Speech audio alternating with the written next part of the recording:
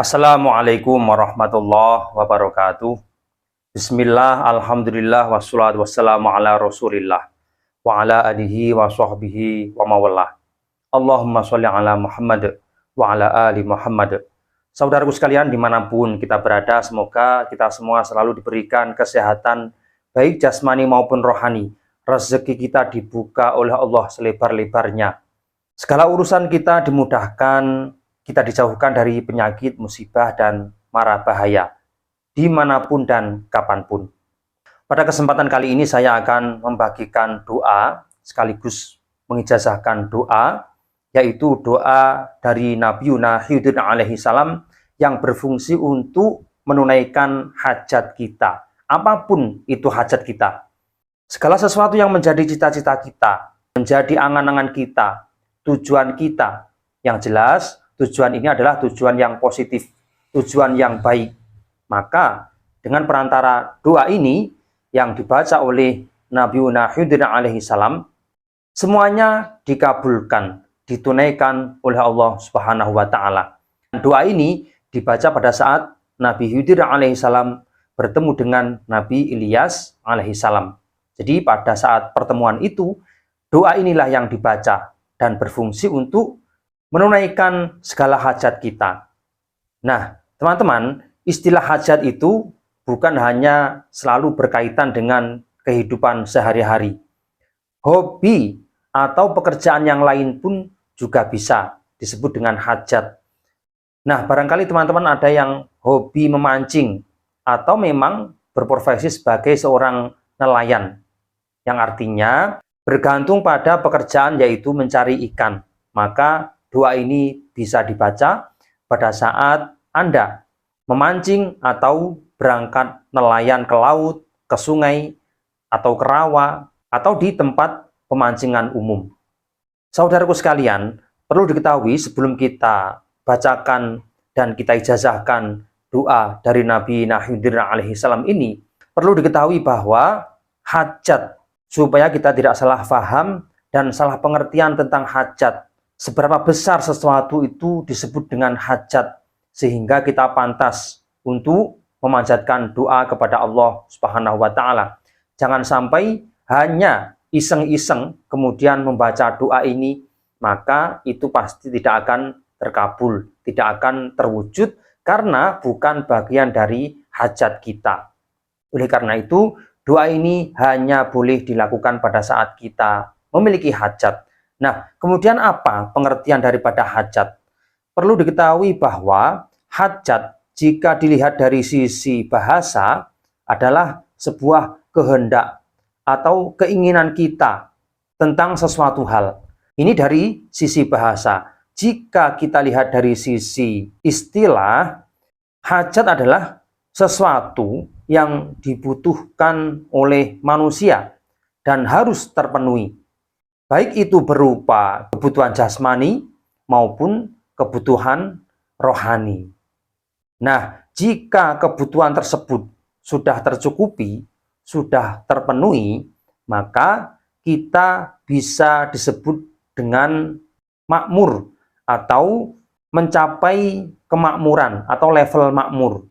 Dan makmur ini berbeda dengan sebuah kekayaan.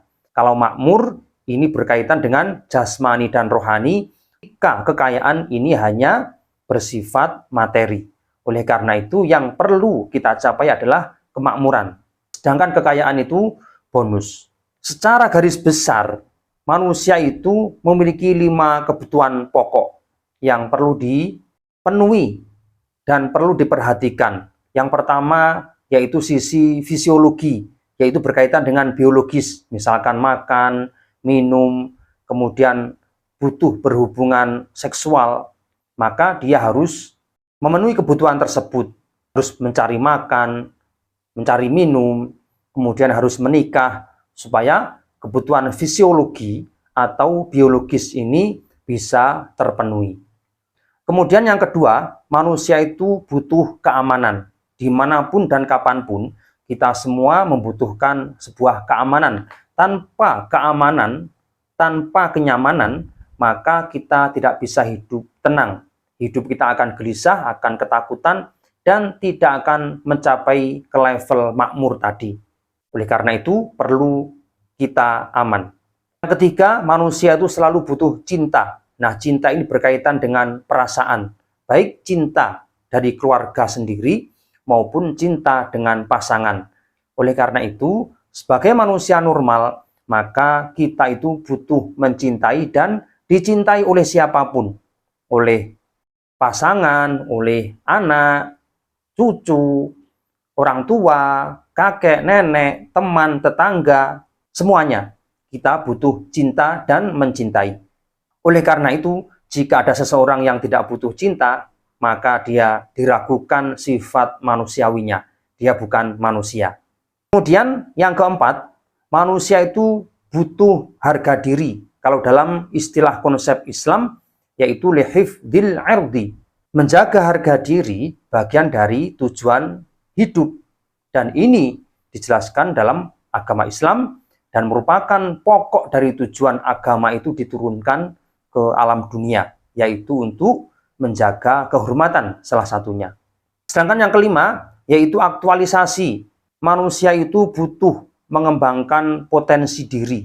Setiap orang memiliki bakat dan minat masing-masing. Oleh karena itu, Allah meletakkan sumber rezeki dari masing-masing individu, kita semua, dengan jalan yang berbeda-beda. Ada seseorang yang mendapatkan rezeki dari kreasi pertanian, karena dia ahli tani. Ada yang mendapatkan rezeki dari wasilah perdagangan. Ada yang mendapatkan rezeki dari wasilah jasa, misalkan menjadi pegawai, atau kerja di perusahaan, atau memiliki jasa-jasa kewirausahaan yang lain, misalkan jasa pengobatan, pijat, dan sebagainya. Oleh karena itu, kebutuhan ini harus terpenuhi. Dan setiap individu tidak sama dalam konsep pengembangan potensi diri, memiliki keahlian, memiliki kelebihan dan kelemahan masing-masing. Kemudian, jika dilihat dari klasifikasi atau susunan kebutuhan, manusia itu ada yang pertama kebutuhan mutlak. Kebutuhan mutlak itu misalkan makan dan minum. Jika kita tidak makan dan minum, kita akan mati. Oleh karena itu, ini disebut dengan kebutuhan mutlak. Baik manusia yang berakal maupun yang tidak berakal membutuhkan makan dan minum. Dan ini harus terpenuhi. Kemudian yang kedua, ada yang namanya kebutuhan primer atau hajat primer. Misalkan sandang, papan, kita membutuhkan rumah, membutuhkan pakaian, ini masuk ke kebutuhan primer. Dan yang ketiga ada kebutuhan sekunder. Nah, ini relatif teman-teman ya. Setiap orang memiliki kebutuhan sekunder ini tidak sama. Mungkin sebagian orang tidak membutuhkan motor karena hidupnya di rumah, kerjanya di rumah. Tapi ada beberapa orang atau bahkan mayoritas orang membutuhkan motor, sehingga motor ini bukan lagi kebutuhan sekunder, tapi justru ke primer, karena dijadikan media untuk mencari rezeki. Nah, ini namanya kebutuhan sekunder. Kebutuhan yang tidak terlalu penting jika dilihat secara umum. Misalkan rumah panas, kemudian membutuhkan kipas angin. Tapi jika kita tidak memakai kipas angin, kita masih bisa hidup, maka ini masuk ke wilayah sekunder. Kemudian berikutnya yaitu ada hajat atau kebutuhan tersier. Kebutuhan tersier ini berkaitan dengan kepuasan terhadap sesuatu, misalkan memiliki barang mewah, memiliki laptop, memiliki komputer, memiliki handphone, yang sebetulnya hanya untuk perhiasan, misalkan untuk kebutuhan-kebutuhan sesaat. Nah, ini masuk ke kebutuhan tersier. Meskipun demikian, ini juga bagian dari hajat. Nah, oleh karena itu, ketika kita melihat masih dalam level hajat, maka boleh kita menggunakan doa dari Nabi Khidir alaihi salam ini. Saudaraku sekalian, untuk mengklasifikasi kebutuhan setiap orang, untuk memilah-milah kebutuhan seseorang, tidak sama antara satu dengan yang lain. Hal ini dipengaruhi oleh beberapa faktor, Di antaranya adalah faktor agama. Dalam agama Islam, kita tidak diperbolehkan israf, yaitu menghambur-hamburkan harta. Walaupun kita kaya, tidak boleh kita membeli sesuatu seenaknya sendiri, kemudian dibuang. Ini namanya tabdzir. Nah, tabdzir ini hukumnya haram.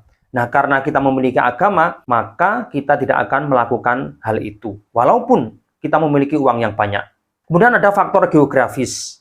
Setiap orang tentunya memiliki kebutuhan yang berbeda. Bagi orang yang hidup di pesisir laut, maka memiliki kapal, memiliki perahu, ini bagian dari kebutuhan utama. Nah, bagi masyarakat yang tinggal di darat, perahu tidak penting, justru kebutuhan yang lain. Ini dipengaruhi oleh faktor geografis atau faktor tempat. Kemudian dipengaruhi oleh faktor budaya atau adat istiadat. Karena kita lahir di adat tertentu, maka memiliki adat istiadat, memiliki tradisi masing-masing, sehingga hajat atau kebutuhan tidaklah sama. Kemudian dari sisi usia, tentunya orang yang berusia muda dengan orang yang berusia tua memiliki kebutuhan yang tidak sama, kebutuhannya berbeda. Anak muda masih produktif, memikirkan anak-anak, sedangkan orang tua tinggal hidup memikirkan dirinya sendiri. Tentunya kebutuhan tidak sama. Kemudian dari sisi jenis kelamin, antara laki-laki dan perempuan tentunya memiliki kebutuhan yang tidak sama. Karena laki-laki kebutuhannya A, perempuan kebutuhannya B. Nah, ini perlu kita pilah-pilah.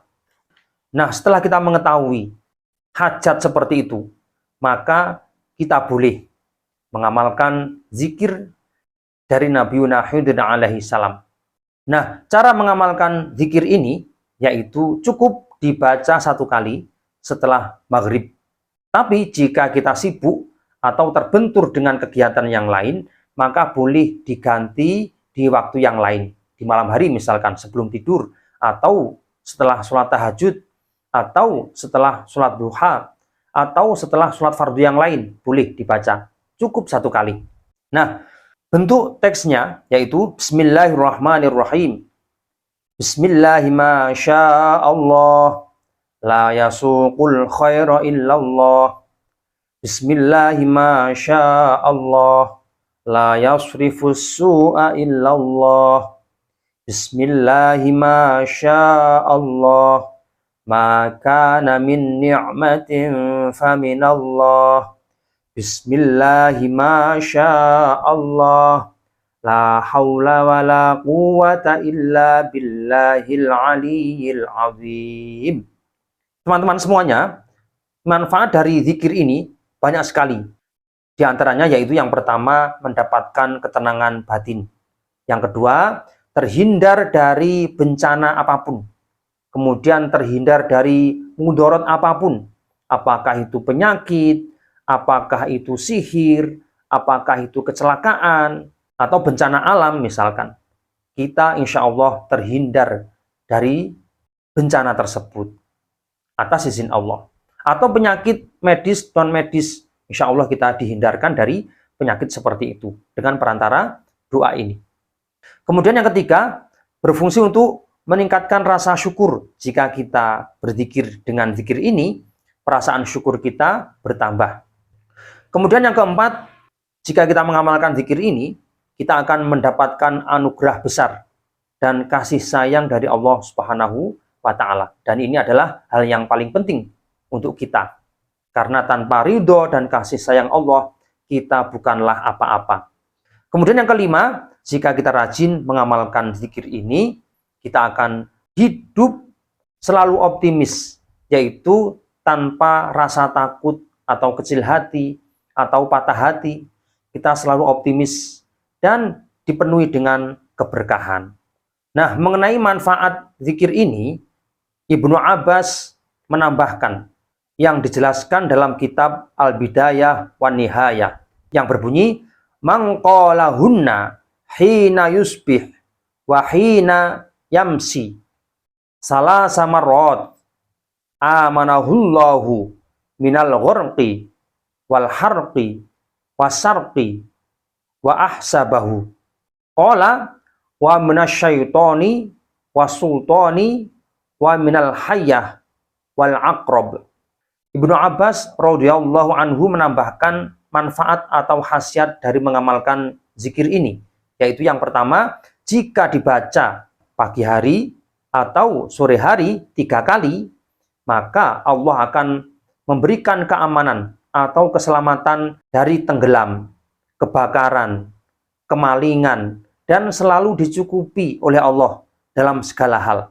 Selain itu, dia juga dihindarkan dari godaan setan, dihindarkan dari cengkraman penguasa yang zalim, dihindarkan dari ular yang berbisa, ular yang berbahaya, dan juga dihindarkan dari kalajengking atau binatang-binatang yang membahayakan. Saudaraku sekalian, itulah manfaat yang luar biasa zikir yang diajarkan oleh Nabi Khidir alaihi salam, dan silahkan diamalkan. Boleh mengikuti pendapat Ibnu Abbas, dibaca 3 kali pagi dan sore, atau dibaca setelah maghrib cukup 1 kali. Nah, silahkan diamalkan, hanya niat karena Allah. Semoga apa yang menjadi hajat kita segera dikabulkan. Silahkan diamalkan, semoga bermanfaat. Wallahu a'lam bishawab. Assalamualaikum warahmatullahi wabarakatuh.